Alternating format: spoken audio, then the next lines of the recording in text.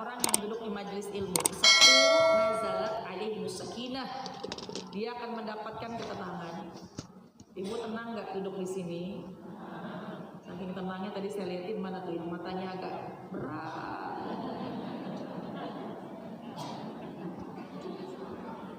Ruangannya ber-AC, AC-nya 1, 2, 3, 4, 5, 6, 7, 8, 9, 10. Banyak banget nih AC-nya nih.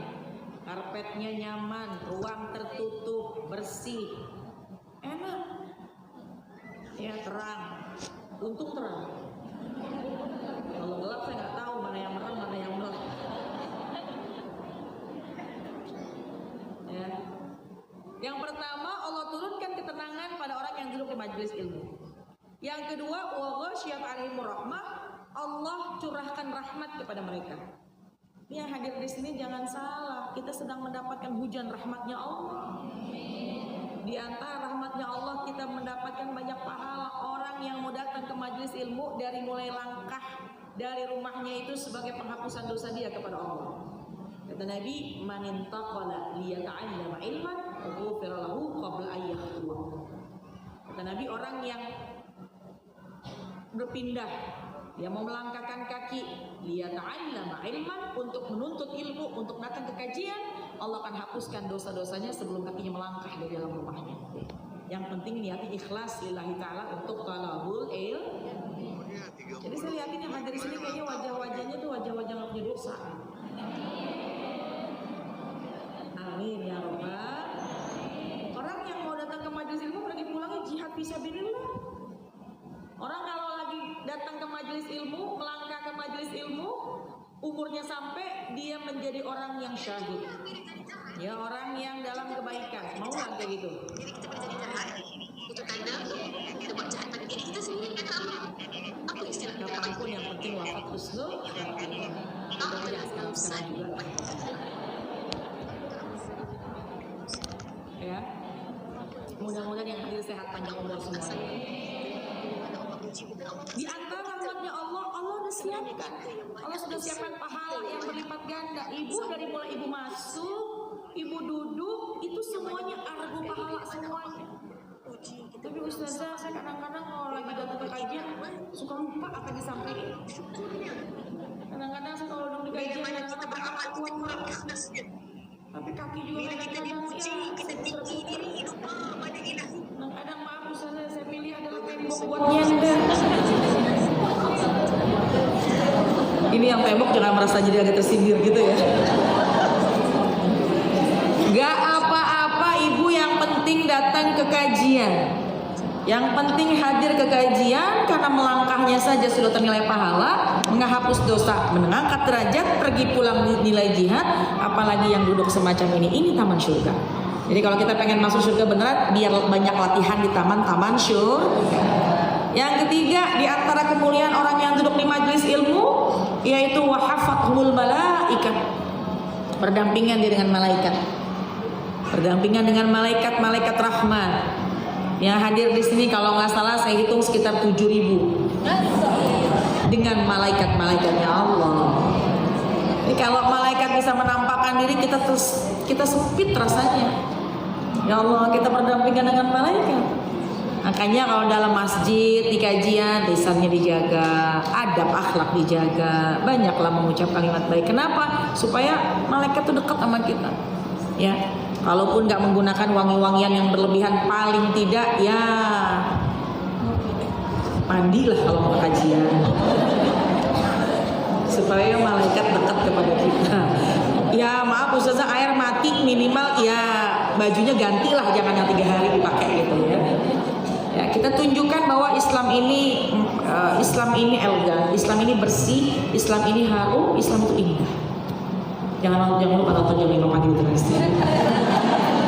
Baik. Ya. Apalagi kemuliaan orang duduk di majelis ilmu. Yang keempat, wa dzakarahumullahu fi man indah. Allah senantiasa menyebut nama-nama orang yang suka duduk di kajian. Kata Allah, ya Rabb, kata Allah, ya malaikati, wahai malaikat, tulisin semua nama-nama yang hadir di majelis-majelis ilmu. Tulis semua nama, jangan ada yang tertinggal, maka jadikanlah mereka calon-calon penghuni surga. Amin ya Rabbal. Jadi untuk hadirnya Allah, supaya kita nggak sendirian dan kita semakin dekat kepada Allah, biar semangat datang ke kajian. Ada yang nanya, Ustazah maaf kalau datang ke kajian awalnya untuk pelampiasan duka, pelampiasan luka, boleh apa enggak? Boleh, nggak apa-apa. Memang tempat terbaik untuk ngobatin hati itu ya pengajian. Jadi kalau ibu lagi sedih, jangan murung di rumah, datang ke kajian. Meskipun niatnya cuma supaya hati keisi Ustazah, supaya hati gak kosong-kosong banget Ustazah, supaya hati kehibur Ustazah. Cari tempat yang baik, yaitu pengajian. Jangan sampai salah tempat, karena kalau datang ke pengajian, insya Allah hati yang gundah jadi senang, hati yang sedih jadi bahagia. Ustazah gak bisa hadir langsung, paling gak ikutin kajian-kajian online. Ini saya liatin ada yang live di handphone, saya juga live, teman-teman juga bisa live. Kalau di rumah nggak bisa berangkat sebab suami belum mengizinkan, tetap suami nomor satu, bukan berarti kita jadi kesal sama suami, jangan. Ya. Bisa kita ikuti kajian-kajian lewat online. Sekarang banyak banget kemudahan. Bisa melihat online-nya, kalau nggak bisa melihat quote-quote yang baik untuk memotivasi kita, maka insya Allah hati yang kosong akan terisi dengan cahaya iman, yang tadinya sepi insya Allah akan jadi bahagia, insya Allah. Jadi jamaah sekalian, mudah-mudahan ya sedikit yang saya sampaikan bisa mengisi jiwa kita. Yang sedih jangan sedih lagi, karena setelah habis gelap terbitlah terang.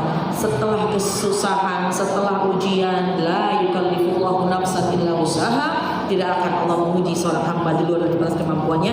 Jalanin dulu, ya, jalanin dulu sambil terus ikhtiar mencari jalan keluar, berdoa kepada Allah, mendekat kepada Allah dengan ibadah, maka kelak Allah akan siapkan jalan keluar yang terbaik buat kita. Amin ya rabbal. Jangan pernah merasa sendiri.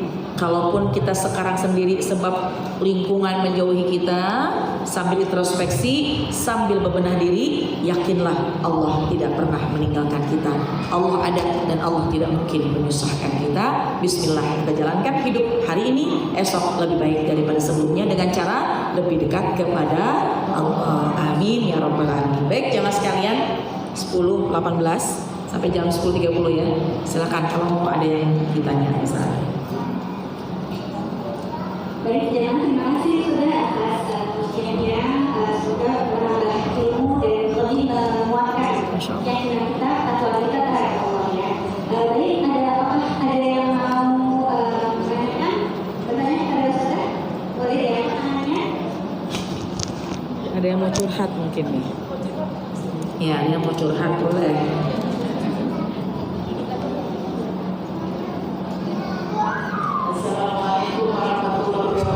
Waalaikumsalam. Saya Ibu Hasanah mau bertanya saja, kita sedang kasih ujian berat, tapi suka kadang alami saja selalu begitu ya. Gerutu. Sudah marah-marah seperti hati. Itu gimana itu saja? Kurang marah-marah. Iya. Itu aja. Iya. Waalaikumsalam warahmatullahi wabarakatuh. Jadi ketika lagi diuji, terus kayaknya tuh ngeluh gitu ya. Innal insana khuliqa halu'a. Innal insana khuliqa halu'a. Sesungguhnya manusia itu diciptakan memang sifatnya berkeluh kesah. Memang manusia itu sifatnya Allah berikan sifat memang senang gitu, berkeluh kesah gitu ya. Cuma ingat lagi, jangan sampai keluh kesah kita sehingga menjadikan kita orang yang tidak ridho dengan ketentuan-ketentuan Allah. Karena ada juga dikatakan oleh baginda Rasul, man asbaha wa huwa yashku dhiqal ma'ashi faka'annama yashku rabbah.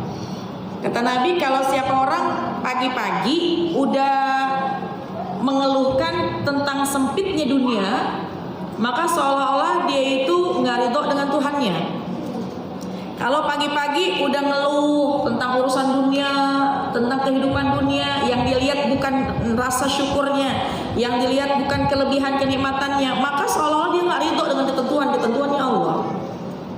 Ya, jadi khawatirnya lagi begini, kalau banyak ngeluhnya, man utiya nikmatan walam yashkur, kalau ada orang dikasih nikmat dia nggak bersyukur, suliba walam yashkur, akan dicabut nikmatnya tanpa dia sadari.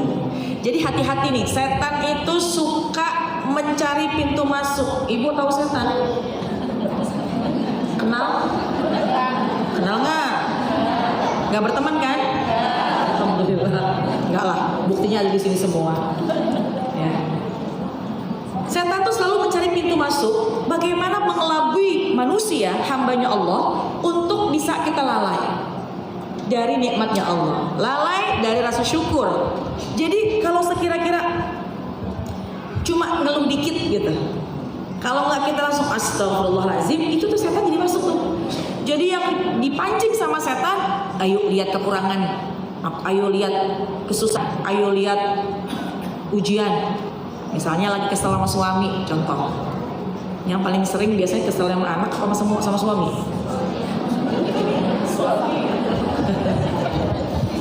Ada pancingan sedikit kecewa dengan pasangan. Kemudian ada kecewa dengan pasangan di hati, ada ngeluh kita. Namanya manusia, punya rasa, nggak apa-apa. Ya Allah, kok begini? Misal, coba jangan lama-lama. Karena itu bisa menjadi pintu masuknya setan untuk berpikir buruk dan berpikir negatif lebih panjang lagi. Yang nggak perlu dipikirin jadi dipikirin. Tapi kalau astagfirullahaladzim, astagfirullahaladzim, astagfirullahaladzim, maka setan akan pergi.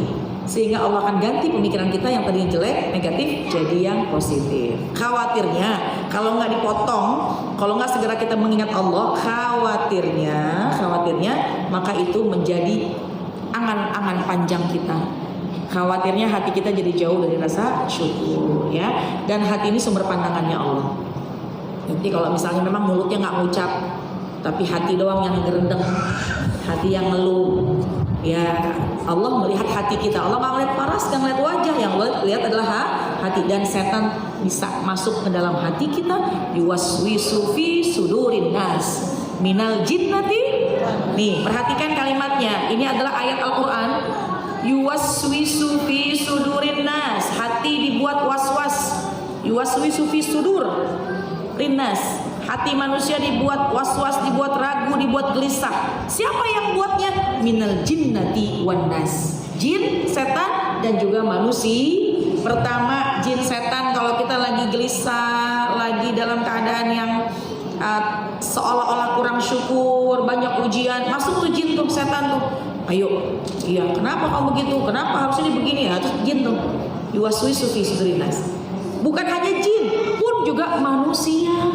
Makanya kalau mau curhat boleh, tapi pilih teman curhatnya tuh yang bikin adem hati, bukan yang bikin goncang hati. Ibu lagi curhat sama temennya kadang-kadang suka ngomporin. Ibu bilang, ya Allah, ini mertua saya sedih, saya diuji sama mertua. Kenapa? Mertua saya udah baikin, masih aja salah. Kalau curhatnya sama orang yang suka ngomporin, nanti ujung-ujungnya udah, tahun ini kamu gak usah ke rumah orang tua kamu lagi, tahun ini kamu gak usah datang ke rumah mertua kamu lagi. Enak aja, harus kita punya harga diri dong. Kalau orang yang yuwaswisu fi sudurin nas minal jinnati, manusia juga bisa ngompor-ngomporin. Jadi makanya supaya selamat, kita kudu pintar jadi teman. Tapi kalau teman menenangkan, emang teman yang suka duduk di pengajian, ya Allah, mertua saya kenapa ya? Kok kayaknya saya begini salah, begitu salah. Dia akan menenteramkan. Ya, namanya juga orang tua. Ya udahlah, maklumin aja. Coba nih hari ini kamu beliin deh makanan kesukaan dia. Pasti besok baik. Iya juga ya. Ngasih makanan, nggak baik-baik juga. Gimana sih, saya udah beliin makanan tapi nggak baik-baik juga.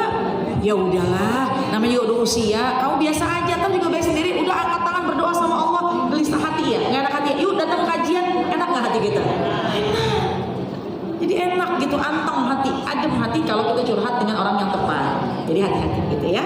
Ini hati-hati nih. Hati itu bisa jadi menjadi pintu masuk setan untuk membuat kita semakin jauh dengan Allah sebab kita kurang bersyukur. Wallahu a'lam bishawab. Sekali lagi kalau spontan refleks, astagfirullahaladzim, insyaallah maaf. Iya, sama-sama. Ada lagi? Silakan. Iya boleh. Silakan yang mau curhat boleh.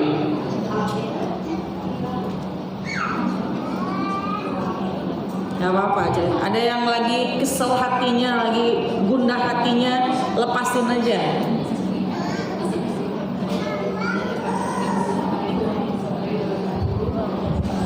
Ya, waalaikumsalam warahmatullahi wabarakatuh.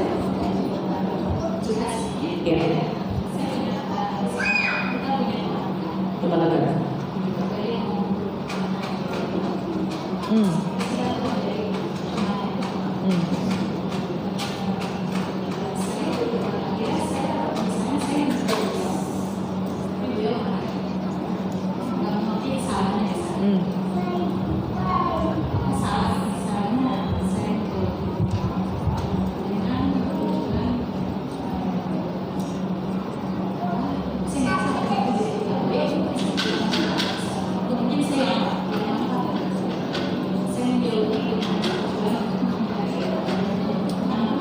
Iya. Iya. Iya. Dosa enggak mutusin toxic relationship gitu ya. Punya temen toxic ustazah, kalau deket diomong, kalau deket jadi bikin pegel hati, kalau jauh dia tetap ngomongin kita. Saya udah mencoba menegurnya tapi jadi masalah. Ya mas kalian, bahagia itu pilihan. Bahagia itu pilihan. Kalau ada orang yang tidak bahagia, maka mungkin dia belum memilih jalur bahagia. Banyak caranya untuk bisa bahagia, yaitu membuat lingkungan atau menciptakan lingkungan sekitar kita yang membahagiakan kita. Jadi jawabannya adalah boleh nggak sih kita membatasi kawan yang membuat kita toksik? Jawabannya adalah boleh. Sebab kita harus menjaga hati kita, tapi dengan niat tidak memutuskan silaturahim. Bukan mutusin hubungan kepada orang yang nggak punya salah sama kita. Tapi kalau kita memutuskan hubungan kepada orang yang khawatir, kalau saya berdekatan, saya jadi ghibah. Saya kalau berdekatan, saya jadi lalai sama Allah. Saya kalau berdekatan, ada aja gitu hal-hal salah, hal-hal lalai yang jadi saya lakukan lagi. Itu aja boleh, apalagi ketika kita mendekat kepada kawan, ada bersama dengan kawan tersebut suka membuat ghibah kita atau mencaci maki atau mungkin jadi ngomongin kita di belakang. Yang pertama adalah boleh kita menjaga jarak dengannya, karena alasan menjaga hati. Kalau lagi bareng, ntar urusannya jadi kesel. Kalau lagi bareng, akhirnya jadi ghibah. Kalau lagi bareng akhirnya jadi ngikut-ngikut juga lalainya misalnya. Satu. Yang kedua, tugas kita amar ma'ruf nahi munkar, perlu dijalankan tadi. Kasih tahu, ya. Kamu kenapa sih gituin saya? Kamu kenapa gibahin saya? Perlu kita tabayun. Jangan sampai kita pun terkena fitnah. Katanya tuh kamu lagi diomongin tuh. Katanya kamu lagi diomongin terus aja. Maka jangan kita ada dalam posisi yang samar-samar. Maka Allah perintahkan kita fatabayyanu, maka tabayyun. Panggil orangnya, sebab apa? Kamu ngomongin saya, ada apa? Ada masalah apa sama saya? Saya salah apa? Ya. Mungkin jadi jauhin, sebab jadi nggak enak hubungannya. Yang ketiga adalah wa'arid anil jahilin, ya udah jangan dipikirin. Yang penting kita berusaha untuk tabayyun. Kalau kita salah kita maaf, kalau kita salah kita minta maaf. Dia salah kita maafin. Kalaupun menjaga jarak nggak ada masalah. Yang penting jangan ikut-ikutan wa'arid anil jahilin. Kalau dia benci kita berusaha jangan membencinya. Dia ribahin kita, berusaha kita jangan ribahin balik dia. 3 ya. Pertama, boleh membatasi jarak. Boleh menjaga jarak pada lingkungan yang tidak baik buat kita. Yang kedua, sampaikan kalau memang perlu, memang disampaikan kenapa kau berbuat semacam itu, untuk amar ma'ruf nahi munkar. Yang ketiga, bahwa ketika sudah menjauhi, jangan kita melakukan hal yang serupa. Ya, dia ngomongin kita di belakang, nggak apa-apa, lagi transfer pahala buat kita. Positifnya gitu aja. Wallahu a'lam. Ya. Ada lagi? Cukup.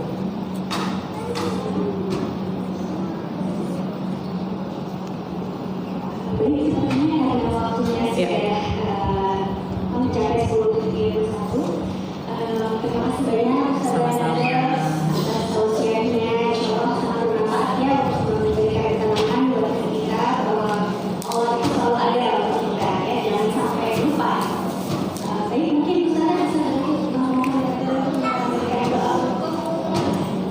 Baik, baik jemaah sekalian, mari sama-sama kita angkat kedua tangan kita mohon kepada Allah, berdoa kepada Allah.